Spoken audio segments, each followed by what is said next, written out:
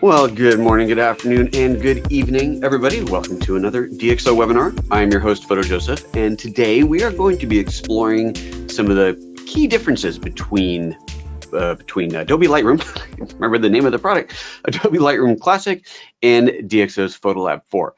Now, clearly throughout this presentation, there are plenty of ways where I could go, oh, look, here's something that this app has, this one doesn't. We could spend all day long going through all the different things. Needless to say, this is a DxO presentation, and so my goal here is to show you some of the key advantages of PhotoLab. There's a lot of things that PhotoLab does that Lightroom either doesn't do or that PhotoLab simply does better, and that is, needless to say, what we will be focusing on today. I have a few different examples to show you. We're going to do a little bit of side-by-side, a little bit of jumping back and forth between the apps, and I think it'll be pretty apparent where PhotoLab shines throughout this presentation. Here's the agenda. All right, comparing the tools. Here's what we're going to focus on. Noise reduction. If you've seen any of the PhotoLab 4 presentations yet, you know that Deep Prime is kind of mind-blowing. So we're just going to reiterate just how mind-blowing it really is. We're going to talk about selective adjustments, focusing on the U-point technology, the control point technology that is in PhotoLab, which of course doesn't exist anywhere else outside of DxO products. We're going to talk about color correction using the HSL color tool, which was introduced in PhotoLab 3, but it is a unique tool, and you're actually going to see what's quite interesting, how it's not necessarily that you couldn't do the same thing in Lightroom, but the way it's handled is a bit different. And in a particular image that I found, which is quite by coincidence, the way that PhotoLab handles it is so much better. It was surprising even to me to see how this worked out. So that's going to be interesting to see. And then we are going to talk about instant watermarking, just because the instant watermarking feature is so cool in PhotoLab and how that works. We're going to talk about the advantages there. So if you do any watermarking at all, you'll see a pretty nice advantage for PhotoLab. And then not on this list, but I do have kind of a last moment addition.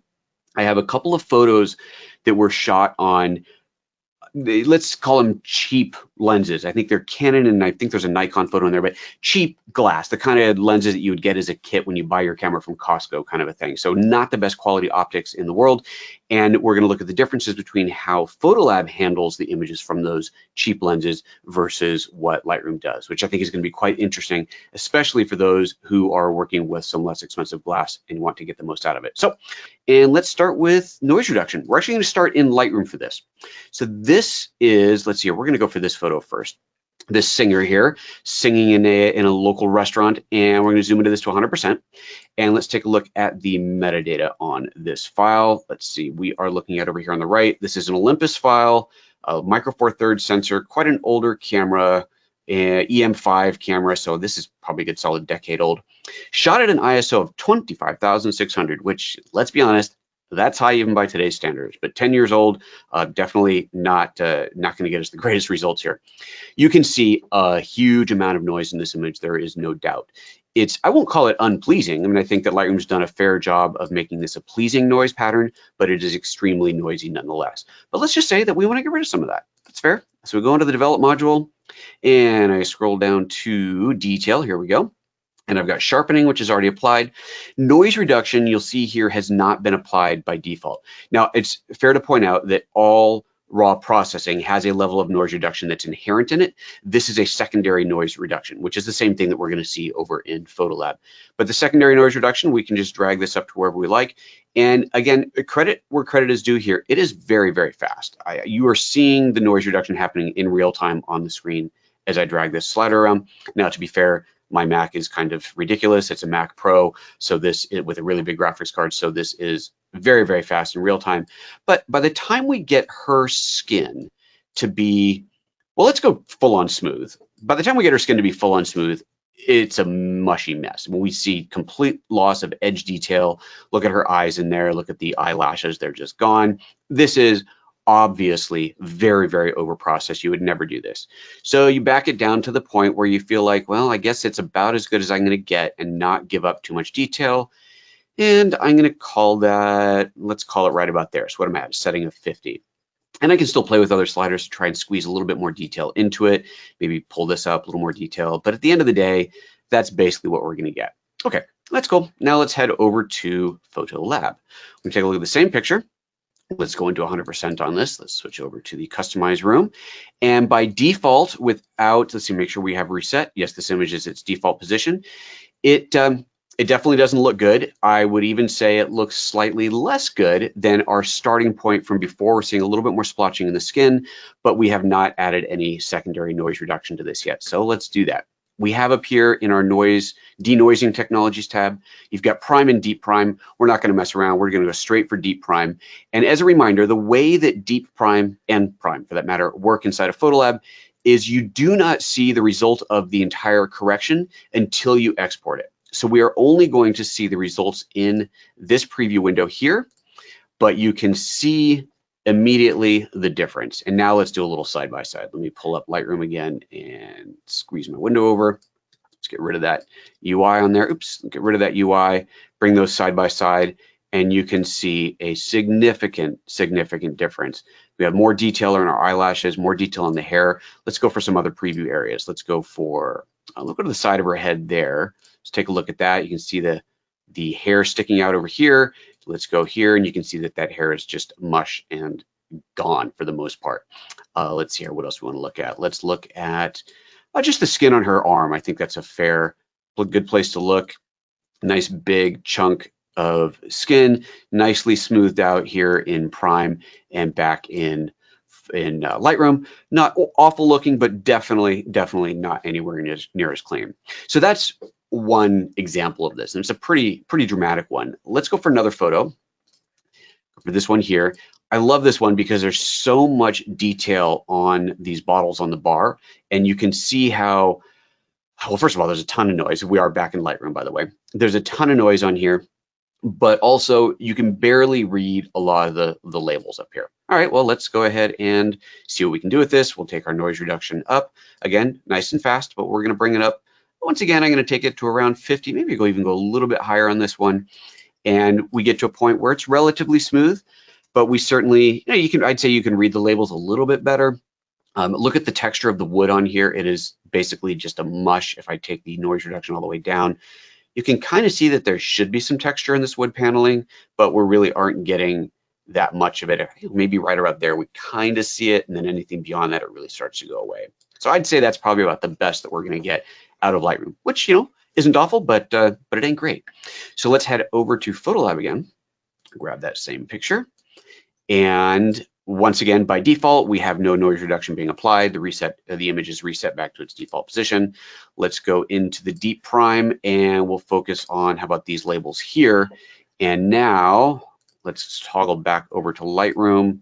Sorry, keyboard shortcuts are different between the apps, and so I keep hitting the wrong one as I go between apps, but that's okay.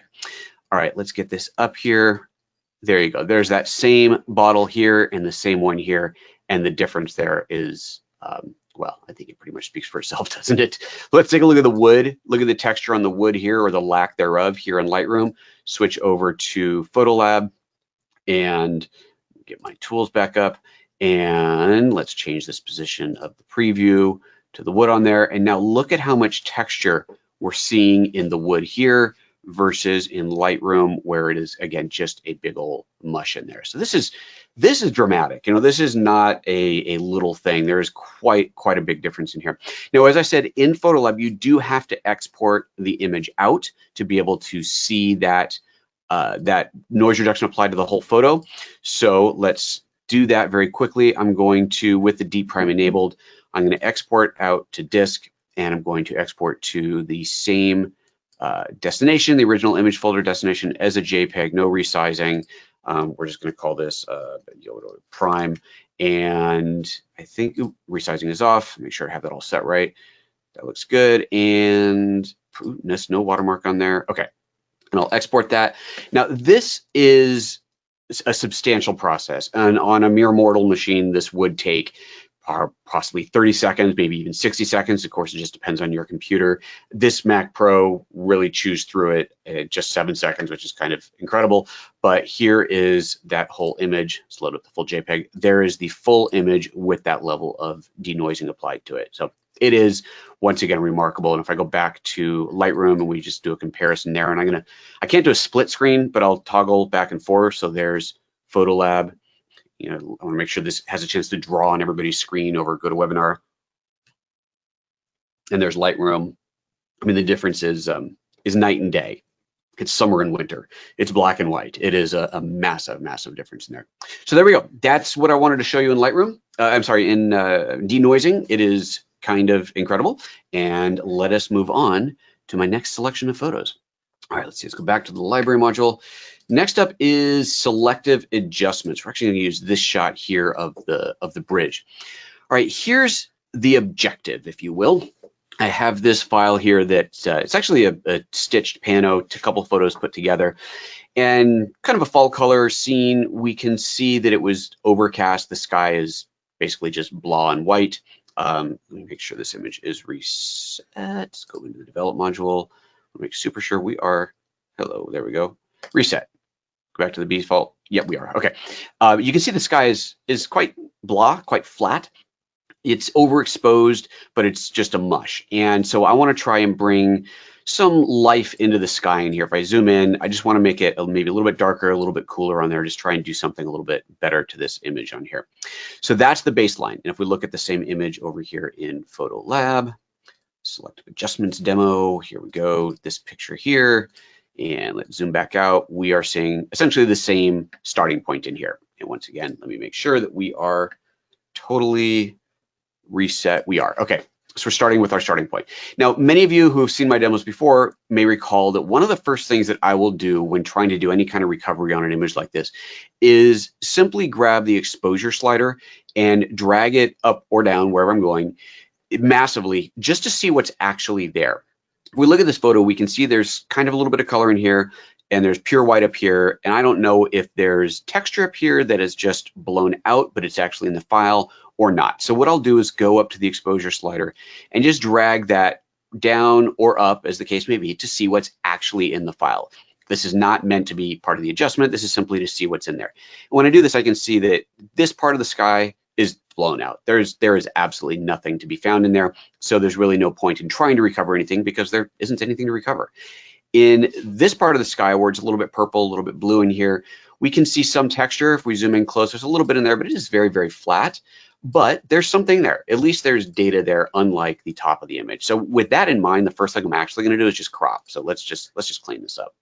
I'm going to do an unconstrained crop ratio, and I'm just going to crop out that really ugly part of the sky because there's nothing any app can do for that. So there we go. We could actually even, looks like we got a little bit of the bridge on there. I could crop that out as well. Let's just do a kind of cinematic crop like that. Okay, so that's going to be my starting point. Let me reset my exposure, and I'm going to do the same thing over in Lightroom. I can do the same test in here, of course, take my exposure, pull it way down, see that, well, you can see quite differently how that raw file is being handled. Isn't that interesting? We're getting some banding in here that we weren't seeing over in PhotoLab, but regardless, the top of this image is totally toast. So let's go ahead and crop that, and, not compare, crop that, forgetting my keyboard shortcuts, R, there we go, R for crop, and let's crop that down to just like the other image below the blown out area, and let's get rid of that bridge in the corner there. Call that done. And then I'll reset my exposure, and there we go. Okay, so now I'm gonna stay in Lightroom for now. Now what I wanna do is I want to select the sky back here and maybe darken it, maybe make it a little bluer, maybe saturate. I'm not totally sure, but I need to isolate the sky. Oh boy. Okay, so how am I going to do this? Well, what tools do I have? I've got linear and radial gradients, but this obviously is not going to affect just the sky. So really what I've got here is the brush. And the brush tool does have a auto masking feature. So just to clarify this, if I turn off the auto mask, I take the brush and let me just take the exposure and like take it way down, and I do a brush effect like this. It brushes over the whole image. I'll undo that. I'll enable auto mask and then do that same thing. And you can see in here how it is, well, it's sort of protecting the bridge, but because I actually brushed over the bridge, that didn't really work. So I kind of would go in here and paint this in and paint this in and try to affect the sky without selecting the bridge. And, at some point, let's go into 100% on this. At some point, we already are at 100%. I mean, you can already tell it's the mask is not real clean, right? It has caught up a lot of these edges in here. If I was trying to get the entire sky, and I'm gonna give it a fair test here. I'm going to do a little bit of this. I'm making sure that I only have the crosshair on the sky, so that's all that's being sampled, and I'm trying to get as much of the sky as I can. I know I'm not going to do the entire image because we don't really want to sit around and wait for that, but I'm trying to get the sky without getting the bridge, which I think is pretty clear of what my objective is here. So now that that mask is partially selected, as I take my exposure slider and slide it up and down, we can see that it is affecting just the sky, but we can also see that this is, you know, look at the edges of the wires in here. It's definitely not super clean. Let's go into 300%. That might be a bit much. Let's go to 200% zoom in here, and you can really see where that's wrapping around and just not, it's not clean, right? That is not a believable look. This clearly has been altered. Okay, so this is what we've got in Lightroom. And, you know, let's be fair, if you spent a lot of time on this and you did a whole bunch of adjustments with your auto mask and your density sliders, you might get something a little better in this. You might, but at the end of the day, it's a whole lot of manual work to get this. Okay, so now let's go over to PhotoLab and see how it works here. So I've already cropped the image. I'm going to go into my local adjustments. I'm going to right click and make sure that I've got my control point selected. And I'm going to drop a control point just right in the middle there. Let's make this nice and big. Mask nice and big, cover that whole sky. And then I'll click on show masks. And the show mask, let's zoom into 100% in here, will show me precisely what has been selected here in a very nice, clean black and white way. So clearly we have selected the sky and not very much of anything else in there. It's got a little bit of the bridge on here. I could clean that up by using a negative control point. Let's see what happens. Yeah, that darkens up that bridge. Actually, that works out pretty well. Let's do that, kind of separate that out. So now we're saying select the sky, don't select the bridge. And there's the black and white mask that's been created. Let's hide those masks. And now we'll just go in and make some changes to it. Let's do the same thing, change the exposure on that. And as soon as I let go of the mouse, it's interesting because when I'm dragging the mouse, you see some of that edging, but as soon as I let go and it redraws at full resolution, take a look at that. Look at how much cleaner that is in there. Very, very nice clean edge. And look, there was no brushing, zero brushing that I had to do. I just clicked on a control point, added a negative control point just for good measure, but that's all I had to do. So now that I've got this, what do I actually want to do with the sky? Well, just darkening it like that isn't so cool. So let's do this. Let's make it a little bit more blue. I'm going to go over to the color tools here. And a little trick that I use for bluing up a sky is to change the color temperature of it.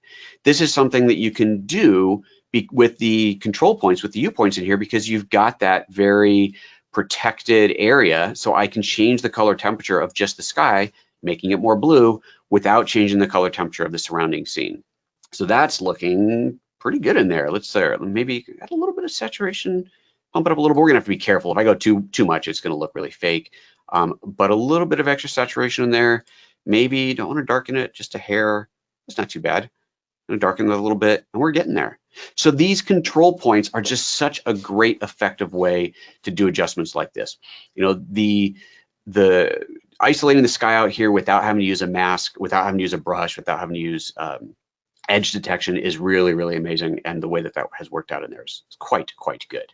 So I like that. I think that's a pretty good result. Close that off, and away we go. And then of course, we can do a ton of other work to the image that we're not going to do now, but you can see where this is going. All right, I'm going to jump over to the questions. There's a couple questions that have come in. Let's see what's happening over in the Q&A room. Let's see here. When stacking images, can you copy deep prime settings to all images in the stack? So deep prime is calculated per image. It is something that that individual image needs to be analyzed for. So while you can copy deep prime on and off, and if you had gone into the settings and had adjusted them, which you almost never need to do, I didn't even show that because it's such a rare thing that you would do. But if we go to deep prime, I'll go back to that image, let me go back to that photo, the noise reduction, let's go to the raw file in here. If I wanted to play with the settings here, oops, where am I? There we go, denoising. If you open up, well, you've got the luminance slider here, and if I click on this tiny little plus here, it opens up one other slider, dead pixels. These settings will get copy and pasted, so let's just take that up and up just to show the point. So I've changed both of these on here. If I was to go in here and copy correction settings and then go to this photo and let's paste selected corrections, and let's do nothing except for noise reduction, DxO denoising, there we go, and I paste that in, we're going to see those same numbers get pasted, the 75 and the 67. So it is applying that number, but that number may not be relevant to this photo because this is a different photo. Now, if it's a stack of virtually identical photos, then sure, go ahead. That will definitely work. But keep in mind that the actual deep prime denoising is calculated on a per image basis. And that's just the way that way that it works. Thank you for that question. Next question, when should you opt for deep prime versus prime? This is a really good question that I keep meaning to ask the folks at DxO about this, and I forget to ask them, but deep prime is better, without a doubt. I think that's pretty obvious in here. It is a little bit slower. It does take a little bit longer to process. I've actually done some tests where the difference was negligible, but again, depending on your system, it might be a little bit slower, it might be considerably slower. So if you have a huge amount of images to process and you're not trying to get the absolute best out of it, or maybe it's not that noisy to begin with and deep prime is fine, and you find that exporting in standard prime is faster, then you could go that route. I would say don't bother using it, especially unless time is of an absolute issue. Just use deep prime because it is going to be better. I believe, and this is the part that I keep forgetting to ask the DxO folks about, I believe the only reason that it is there is legacy kind of backwards compatibility. Imagine, if you will, that you had already processed an image using prime and you have perfected it, but you don't have your output. You've just got your raw image on there. And when you enable deep prime, it looks a little bit different. And better or not, you don't like it. You like the way that it was done by prime better. Well, if prime was gone, they need to be pretty upset. So we don't want to, in the world of software development, you really don't want to remove features that people may have relied on and built images or built a look around. And so even though it may be antiquated, outdated, no longer relevant, it's there for that reason. My guess on that, and I think that's I've been in this industry for a while, and that's most likely why. One of these days I'll remember to actually ask them. Next question, what is a good way to adjust deep prime level? There's a lumens parameter with default 40, but possibly a little bit too much. Yeah, so as we just saw in there, if you feel like it is too much, then you just grab that slider and go to town on it. So let me go back to that image, and we'll go to, so we're looking at the raw, I'm looking at the raw image on here. If I wanted to adjust that, I would have to move my preview around, and I would look at the preview in here, and let's actually just do a reset on this. Let's set that back to its default positions. And you look in your preview, and if you feel like it's too much, then play with the sliders. Again, there's only one really relevant slider, the dead pixel slider. The fact that it's hidden, and it's so hidden, really does tell you of how unlikely it is you would ever need to adjust that. Actually, is that even the right zero, the default? I want to reset this image here and make sure. I guess it is. Okay. You really would only need to do that in some extreme dead pixel cases. It really is not something you should have to worry about. Anyway, so it's just that one slider. So it really just comes down to preference. If I go to the wood texture on here, for example, if I take this luminance way up, then we will get to a point where we start seeing it looking mushy in there. If we go to the text on here on the bottle, you can see you're definitely starting to lose some detail. But that default position of 40 is 9 times out of 10, 99 out of 100, it's perfect. But there you go. You got the slider. That's how you adjust it. It's just by eye. There's no right or wrong. When it comes to this sort of thing, it's what level of noise reduction are you comfortable with? What feels good to you versus overprocessed or underprocessed? And let's remember too, that when it comes to removing noise, it's not like your objective should not necessarily be to eliminate noise. If you have a photo taken at 50,000 ISO or whatever, 25,000 ISO that this photo is, and it's in a dark situation, and you're trying to make it look like it was shot at ISO 100 on a sunny day, you may be taking the wrong approach. A little bit of texture, a little bit of noise is not necessarily a bad thing. It's just that the original default position of it's pretty bad. So you kind of want to try and make that a little bit better. So anyway, so just an approach, and there's no right answer to that. Next question, what is the good way to, I think we just answered this. Oh, I see. That is what we just answered. Okay, great. Excellent. Let's move on then to the next part of the demo, which is, let's see here. Let's go back to Lightroom, starting here again. We are going to, okay, I can't believe, look how much better it was on the other app. That's just remarkable. Okay, correcting colors. Oh yeah, the car image. This is cool. Okay, so this is the one that we're going to do. Let me turn off my camera again. This is the photo that I was talking about, has some surprises in it. So this is from a local kind of car exhibition, whatever. Beautiful. Let's pretend they're Ferraris. I don't honestly know, but they're beautiful. Look at the paint job on this car. It's like this metallic matte thing. It's really, really cool. I like that a lot. And let's go back to PhotoLab. If anybody wants to get me a supercar for Christmas, yeah, I would not say no to that. It's so pretty. Anyway, back to PhotoLab. Let's get that same photo up here. Where are we? Correcting colors, and zoom out, and away we go. Okay, so to start off, just by default out of the gate, again, make sure, yep, that image is reset, and in develop mode, that image is reset. Okay, they're both at their default. By default, I think they look pretty similar. We'll go back and forth. The Lightroom one's a little bit more saturated, but other than that, I think they're about the same. But wait, and this is, I'm going to show you this now, and then we're going to see it again when we start playing with the correction, the color correction. Look closely, and I got to, want to admit that looking over the GoToWebinar screen, you may be a little bit hard to see this, but if you look closely in here, there's a little bit of almost banding, like just almost banding in the highlight here. And if we look over in PhotoLab, we don't see that. It's a very, very smooth.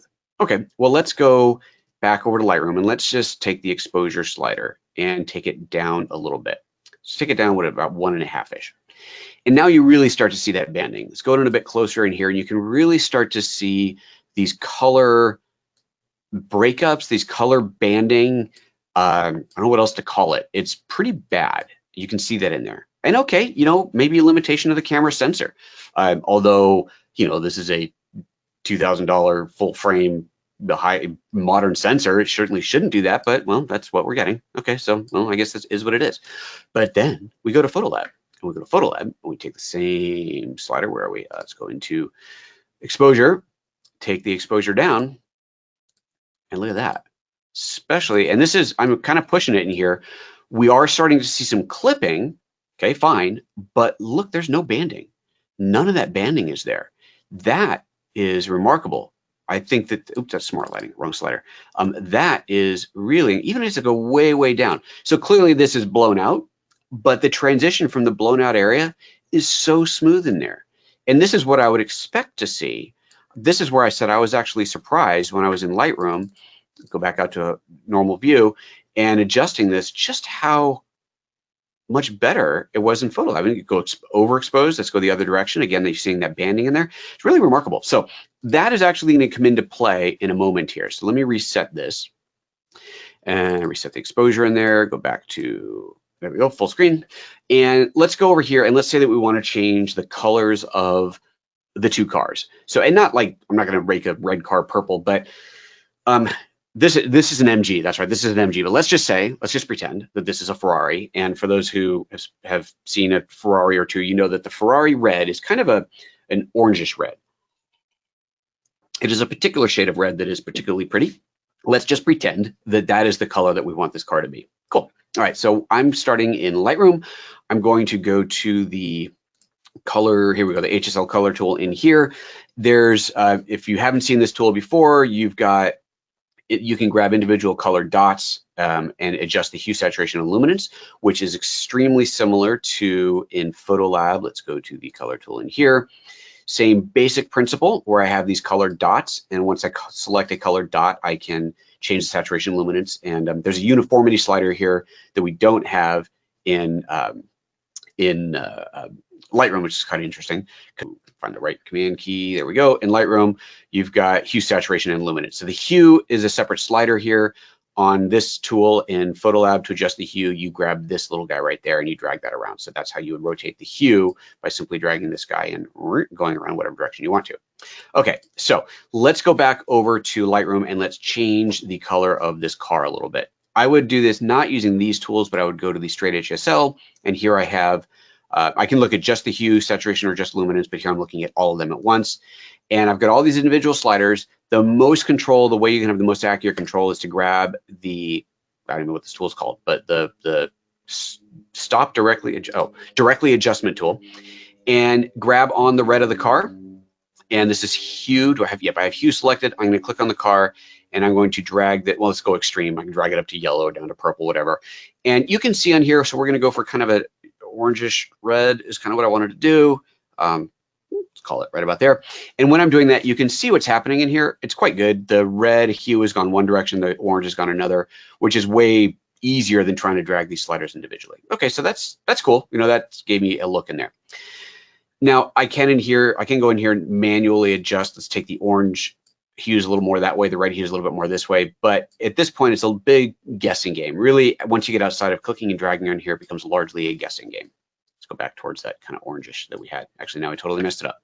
Let's reset that and do that again with the direct control point, drag that up, get a little bit of orange in there.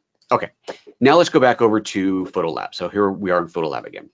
With PhotoLab, with the original version of the HSL tool, you had to manually, if you wanted to change the color range, you had to manually adjust these sliders here. And the way that this works right here, just to explain this, if you have never seen it, this is a hue range. This outer ring is the hue feathering. So if I was to bring those lines straight above their origin points, what I'm basically saying is I want to control the hue from this shade of green to that shade of, let's call it orange.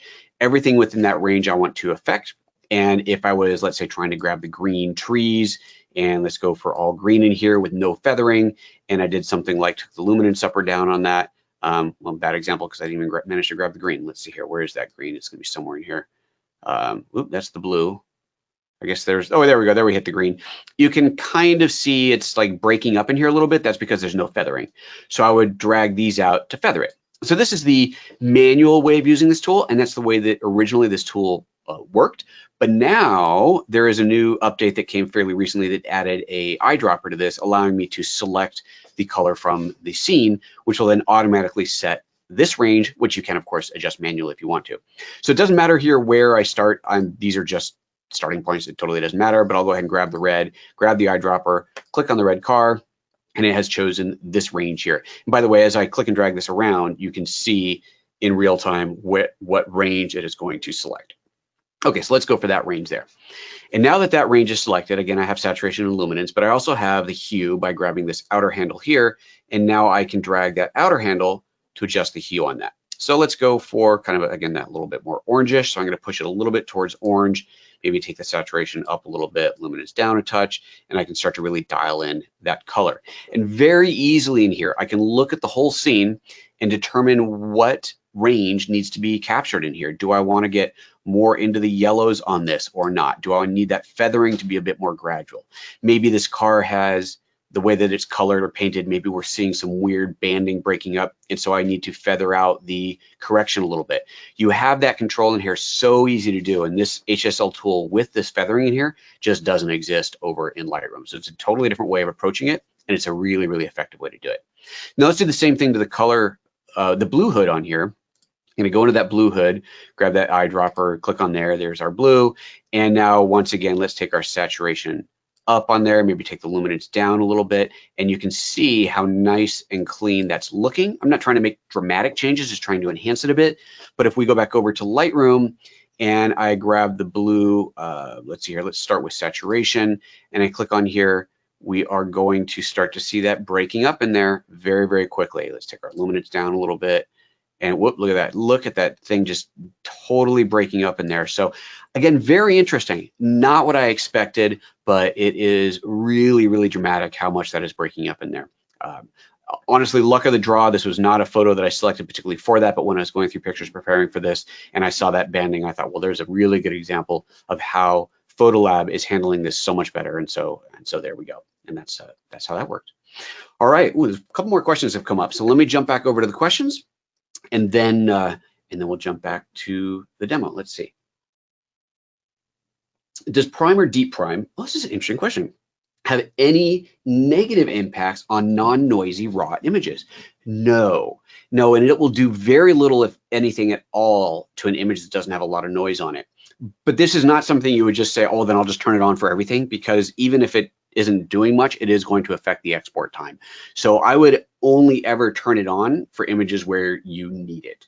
But that's an interesting question. No, and I shouldn't say it never will. I mean, who knows, there might be some fringe case where it does, but from what I've seen, I have tried applying it to low ISO images just to see what happens, and it didn't do anything, visibly at least. For the car examples, and in general, considering the differences between Lightroom and DxO, would you recommend opening to Photoshop from DxO versus Lightroom? Opening to Photoshop from DxO. Okay, gotcha. If you are using Lightroom and PhotoLab side by side and Photoshop, so you're using all the tools. What I always tell people is that the biggest difference outside of your day-to-day working tools, right? Again, as I said at the very beginning, there are advantages to PhotoLab, there are advantages to Lightroom. I'm not going to debate that, I'm not going to argue that. Each app has its advantages. You're going to spend the time the majority of your time wherever you're already working. Maybe you've already got your whole library in Lightroom and you have no interest in changing everything over to another app. That's totally fine. What I would say is that if you have an image like this one, where you pull up an image and there's a problem in Lightroom and you're going, man, why am I getting this banding in here? Or God, it's super noisy or whatever other thing. And you think, you know what, PhotoLab might handle this better. Then just take the raw image over to PhotoLab, and you have to make sure you're sending the raw image. You can't send a TIFF over, right? You can't just do an open in from Lightroom. You're gonna have to send the raw file over, but send that raw file over and process it in here and see if you get a better result, and then potentially send it back to Lightroom as a TIFF file, or just leave it in Lightroom, like whatever your case may be, but usually you want everything in one place. So if that's the situation, then I would open the raw in PhotoLab, do your processing, and then render out a 16-bit TIFF and bring that back into Lightroom. If you're taking it to Photoshop, then you're probably going in there for other reasons like compositing and adding text and stuff like that. But for your general image processing, if you are already using Lightroom, that's fine. I'm not gonna tell you, oh, you should get everything out of Lightroom because Lightroom sucks. It's not the truth. You know, it's a good app, right? It's just that it does certain things differently, and this does certain things better, as you can very clearly see in here. So take the image from Lightroom over to here, do the work in here, and then send it back when you're done. These are tools, right? These are tools that are meant to be used. Use the tool that does the job best. Don't ever say, oh, I would never use Lightroom for that because I hate it. If you've got it, if you're paying for it, if it gets the job done, cool. Have a tool like this in your arsenal for those fringe images like this one here, or that super noisy image where you can do something much better for it. It's just another tool in your tool belt. And at the end of the day, all that matters, what matters? Your image, right? That's all that matters at the end of the day, how your image looks. Use the tool that gets the best result. Kind of a roundabout answer, but I hope that answers your question. Next question, can you manually input a hex number in there? What about RGB colors? No, because you are not, it is based off RGB because it's an RGB workspace, but you are not entering an RGB color in here. This is not meant to be used as a graphics or I shouldn't say motion graphics, but as a graphics app, like, oh, I need this particular color of red. No, that doesn't work that way. The color sliders, go back over to PhotoLab. The color sliders is simply a hue wheel. You're dragging this around to get what looks like it's grabbing the right color in here. It's not meant to be some by the numbers type of adjustment. It is meant to be what makes it look good. So hopefully that answers that. Okay, that's all those questions. Let us move on again. Let's see here, we're checking the clock, we're good. Let's go to watermarking. Okay, watermarking is next. Let me just show you the watermark tool in Lightroom Classic, and then we're gonna jump over to PhotoLab to see how it looks in there. Within Lightroom Classic, if you want to add a watermark, it is, let's go to Edit Watermarks, there it is. You have this tool here, this is your watermark editor, and you can do a variety of things in here. First thing I'll point out is that this is a little one. You can make this a bit bigger, so we can make this bigger.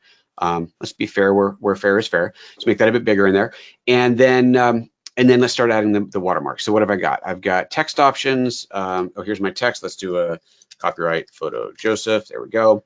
And I can of course change my font in here. Let's do what's the font that I always forget the name of the font that I use?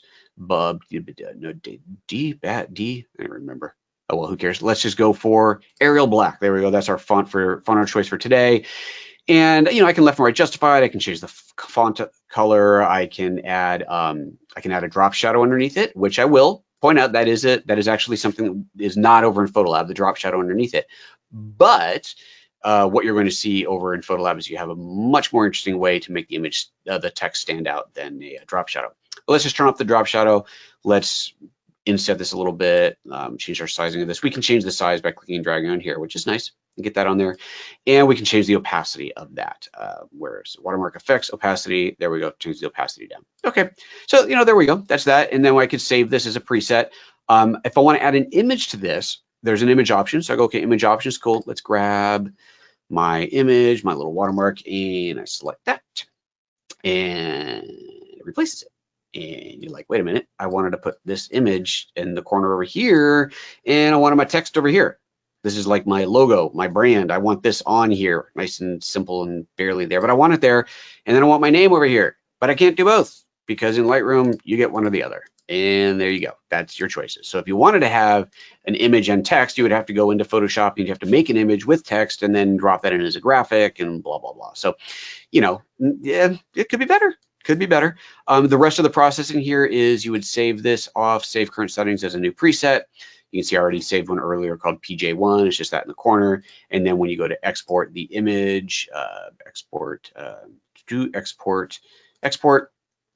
then you would choose the watermark in here. There it is, watermark. So you choose the watermark and off you go for the export. So this part of it is actually the same as it is in PhotoLab. Same thing, you go to the export dialog, you choose your watermark.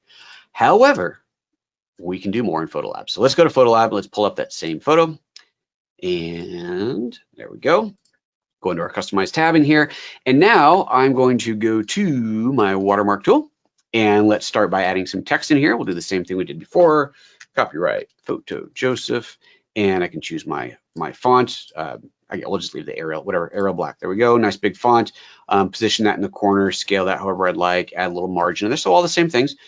No drop shadow, let's be fair, right? There is no drop shadow in here, but what you do have is blending modes. And this doesn't seem like a big deal, but when you start choosing, not Vivid Night, a blending mode, like is it soft light? Yeah, soft light, it just looks nice. It kind of blends in with the image in a very nice way. Our overlay does it very well as well. Stands out nice and clear. We can still drop the opacity on this, but you end up with a watermark that looks more pleasant. It's not just a pure white solid thing on there. It just kind of tends to look a little bit nicer on there. So I really like having the blending modes for a watermark. I think that's a really important aspect of it that just looks better. Now keep in mind too, we are looking at the full image in here. It's not open this up into a separate editor when the window you got to expand. It's just here. And if I want to preview it on all these different images, it's really easy to do. Let's actually save this first. Let's save this, create new preset. We'll call this PJ1. And now I can go to this image and I go, well, what is it going to look like on this image? Let's just pull up that preset and I can see exactly what that's going to look like. I can even, as you might imagine, I can copy correction settings and let's go over here, select these two and we'll paste selected corrections. I could paste all, but let's just do selected, and instant watermarking is on there. We could deselect everything and only paste the instant watermarking. And now I can see what that looks like on each one of these. And so now I can know, oh, you know what, this blend mode actually doesn't work so well for this image. So maybe for that image, I should do something a bit different. Let's try a different blend mode. Let's do the soft light work or the screen work, or maybe you find that, didn't mean to move that. Maybe you find that none of the blend modes really works for this. And so you need to go and choose a different one. So let's make this one a black, not purple. Let's make this a black one to start with, and then take the opacity down and try a different blending mode on there and look for something that works. You go, okay, well that actually works better. Okay, so now I've got a different one. I can save this out. Point is, you can very quickly go through here and take an existing watermark, alter it as needed, and make that very nice blend that looks good on that image. And now if I want to add that picture to it, because I want to have a picture on there, I go to Image, go to Browse, and add that picture to it. And well, looky there, I can have the picture and the text. You can have both on here. So now I have all the same controls. We can change the margin on there, change the opacity. I can change the blend mode. I can blend all those things in there, and that's terrible. And I can have a combination of text and image in the same watermark, save that off as another preset, and away we go. So once you create your presets and you select your images for export, so let's say I select all of these, I go export to disk, And from here, I choose watermark, override with preset, choose a one of the presets to apply, or in this case, I don't actually want to override it because I've already got the unique watermark for each one of these images. They're all ready to go, and I can just render those out. But if at any time I go, ooh, I want to copy these without the watermark on it, that's fine too. So I've got a custom watermark for each photo now, right? Well, not these two are the same, but imagine custom watermark for each one of these photos. Now when I want to export these out, oh, maybe you did the watermark on there before the client paid for them. Now they're paid for, you're ready to export images without the watermark. I don't have to go into each one of these and turn them off or remove them. I can simply go to export and then override with preset. And this time I'm going to override by applying no watermark. This way the image gets exported without that watermark in there. So very, very effective tool. I think it's really quite powerful the way that that works. We've got 5 minutes left and I have one more set of images to show you. That is these for basic correction. Where are we? Here we go. Lens profiling.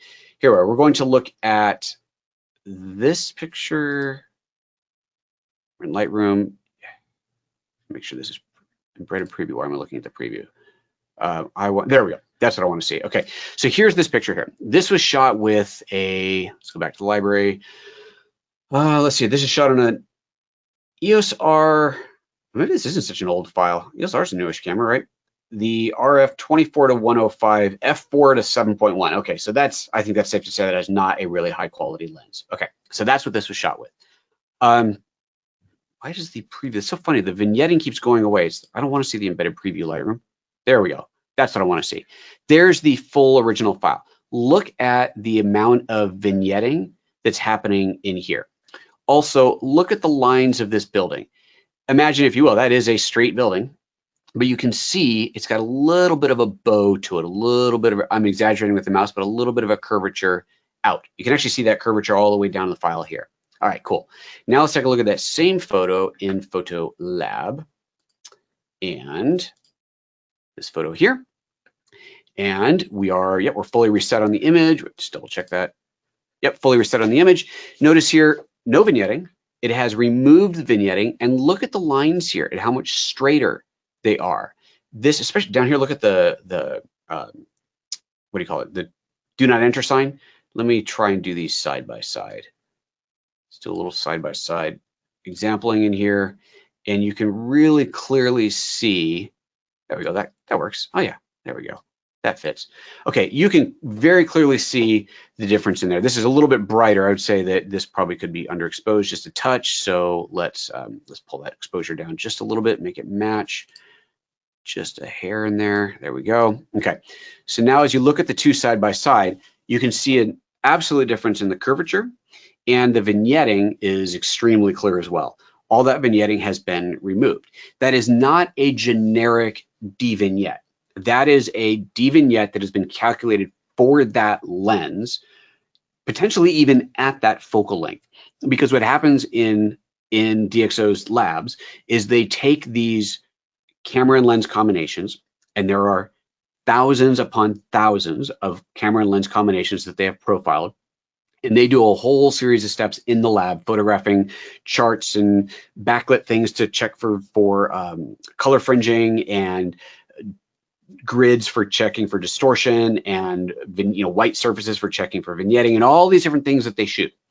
And then they develop a profile for that particular camera and lens, and again, even potentially a particular focal length on a zoom lens, and adjust it. What do we have to do in software to fix the image, to straighten out the edges, to remove the vignetting?